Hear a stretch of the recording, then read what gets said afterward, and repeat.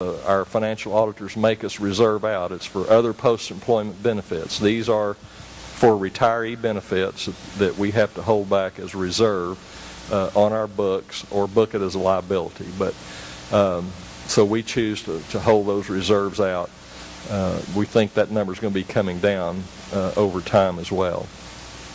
The second thing we have reserved out is $1,650,000 for the George Ritchie Road expansion.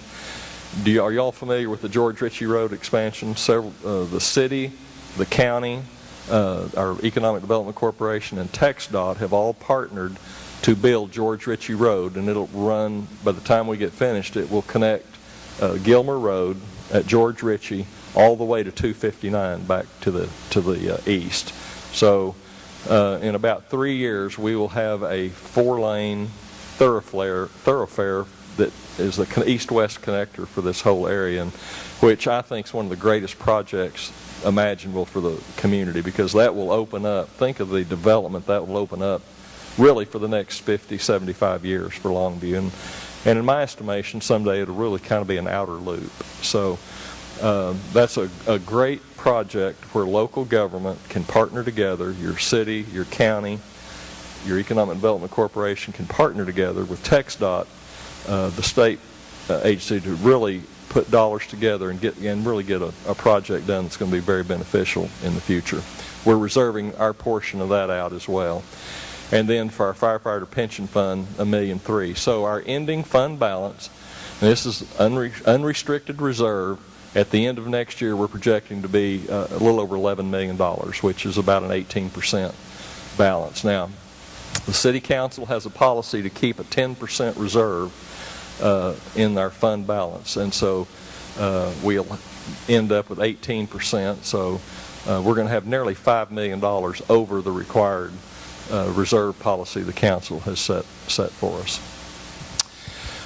Now, we do one-time expenditures, and these are expenditures that we identify throughout the year that we would like the council to consider spending some of that reserve on and pay cash for it as we go.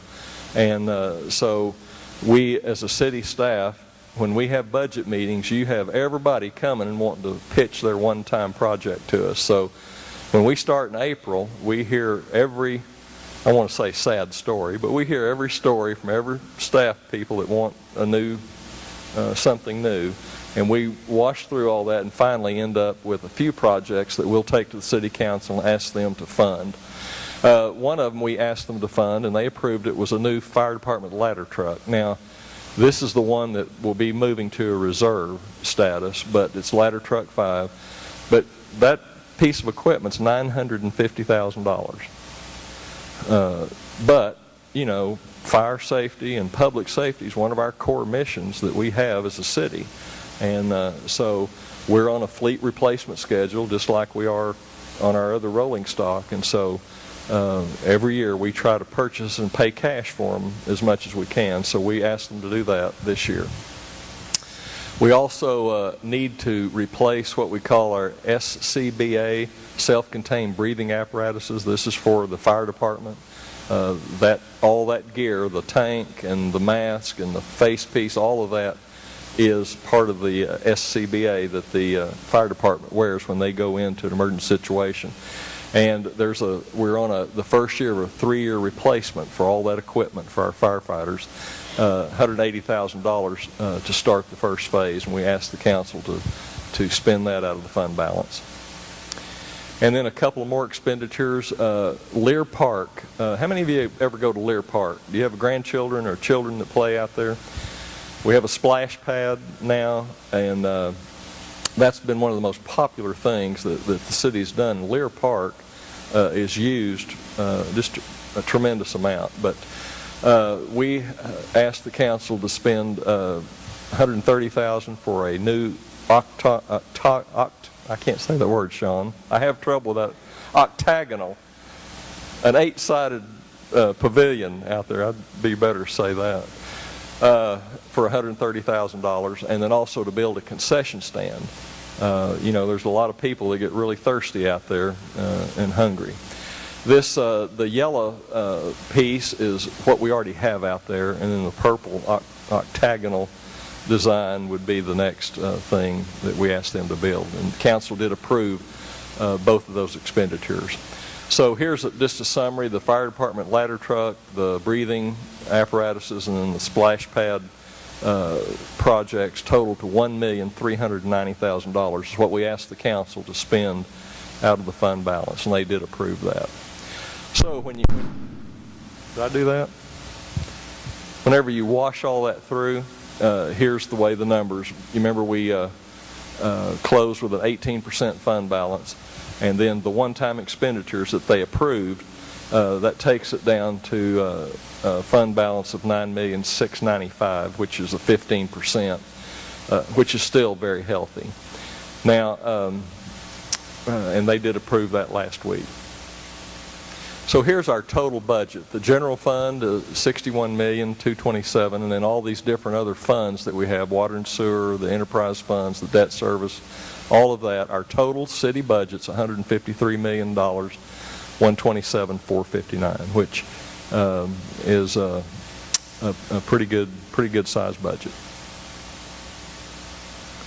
Now the street bond update. Now this is such a busy slide, and I know I can't read it from here, and I know you can't either. But basically, these are the list of the $52 million of projects for the street bonds that the citizens approved that we've been working on for a couple of years. And we're about halfway through that. And you can see these bar charts, and we can make a copy of this available to you. I don't have it tonight, but if you'll write your address down, or you can go on our website probably. Sean, is that right? Can they get this on the website? Okay. So anyway, we'll make that available, but it shows just a bar graph of where we are in the projects, and you'll see we'll go out all the way to 2017 before finally all of them are finished. Comprehensive plan, and I'll just run through these real quickly. Basically, a comprehensive plan is the council has approved an expenditure to hire a consultant to come in and help us, city staff, and citizen groups all over are going to be meeting for the next 18 months. And this is really a plan to develop what we want our community to look like 10 to 20 years from now.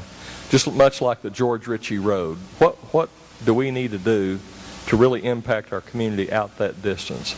And I'm talking about things like infrastructure, public safety. Does that require new fire stations to be built, new police to be added to expand for the development?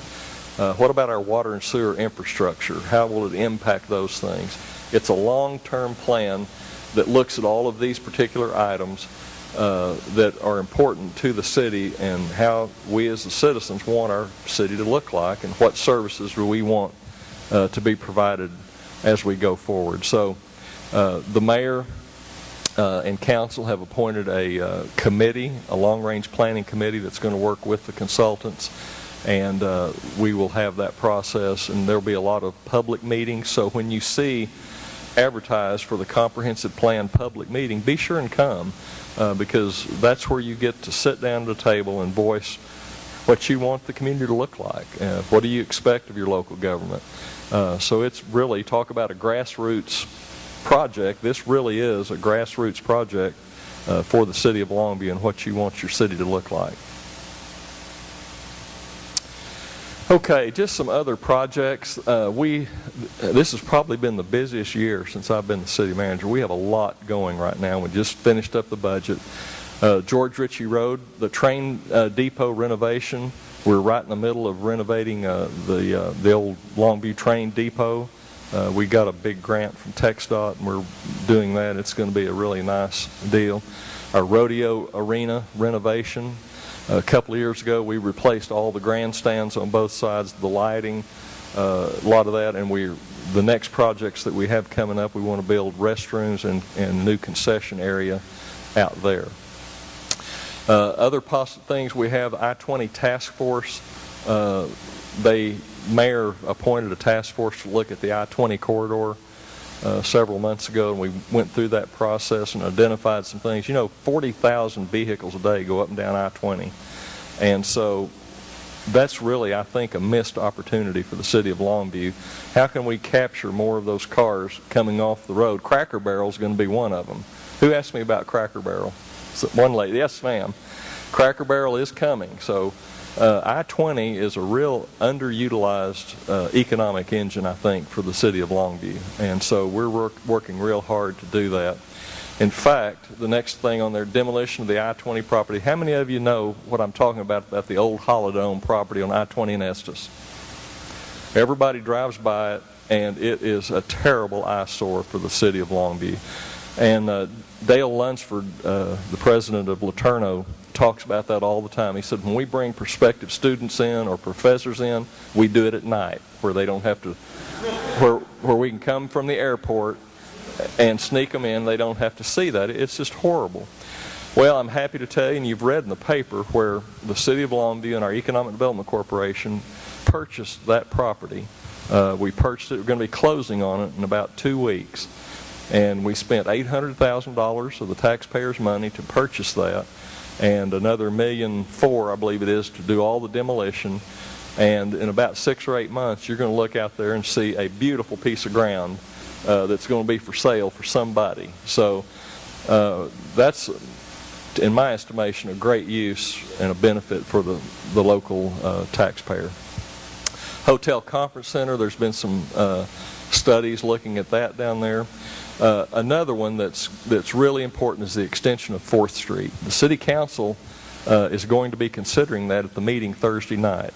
And this is a what we call a developer participation agreement, where there's 50 or 60 acres north of Hawkins Street, right as it tees into 4th Street, that a developer has, we've worked an agreement with the city where we're going to extend 4th Street north and have a beautiful 5-lane extension of 4th Street north up through that property, and it will tie in over to 259.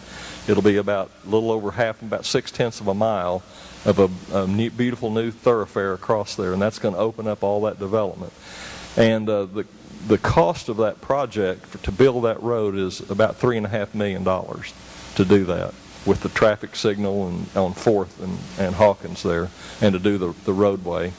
And the deal that the council will consider, and I hope approve, will be the developer is going to pay $2.2 million, and the city is going to put in $1.2 million to get that done. So that's a deal where we're getting a 5-lane road 6/10 of a mile for about $1.5 million.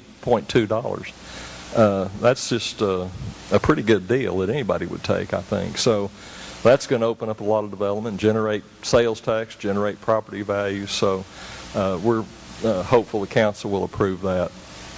Revitalization, and then finally on this, the animal shelter. How many of you have heard about the discussion about a new city animal shelter? Any of you have opinions one way or the other on that?